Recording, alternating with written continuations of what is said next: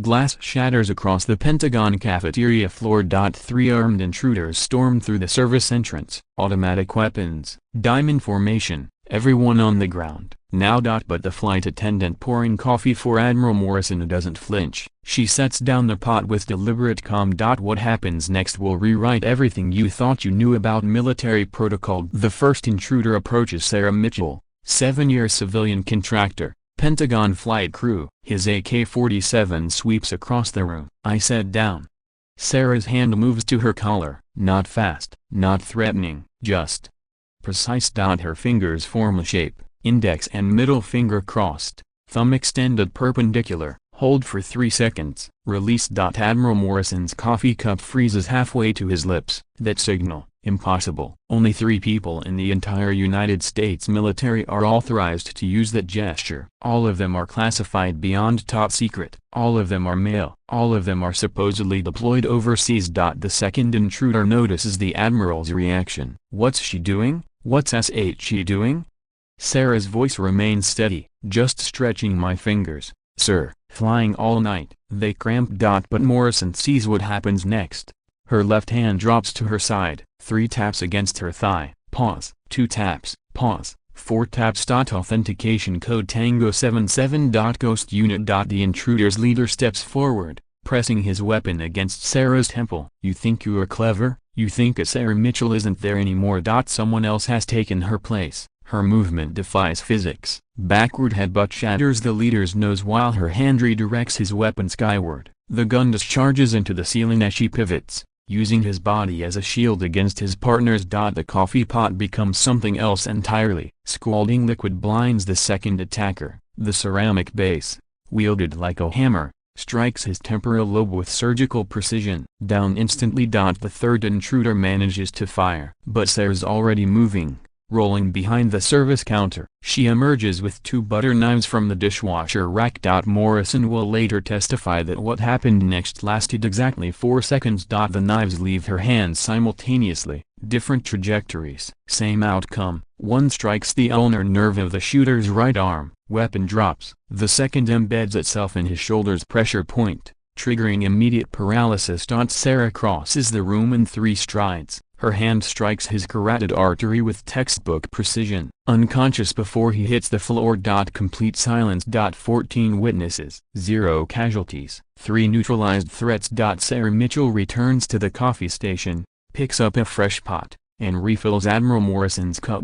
Your coffee, sir. 2 sugars, no cream, just how you like it. But this story didn't start in a Pentagon cafeteria. It started 9 years earlier in a place that doesn't officially exist. Lieutenant Commander Sarah Mitchell, Navy Intelligence, volunteered for something called Project Specter. Deep cover operations, the kind where your entire identity gets erased and rebuilt from scratch. For 2 years, she trained with Delta Force, DevGru, and CIA's Special Activities Division. Close quarters combat, advanced surveillance, identity construction so deep that even she would sometimes forget who she really was.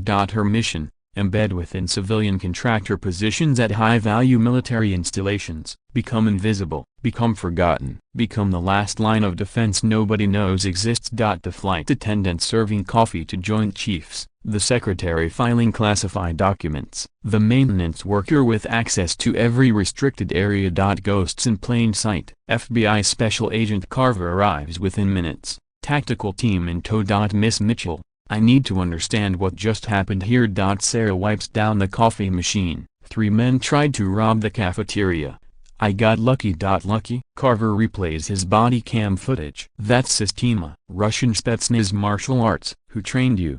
For 7 years, Sarah has maintained her cover. 7 years of serving coffee, scheduling flights, smiling at the same jokes from Pentagon brass who never knew they were being protected by one of America's most lethal operators. I took some self-defense classes. Admiral Morrison finally speaks. Agent Carver, may I see you privately?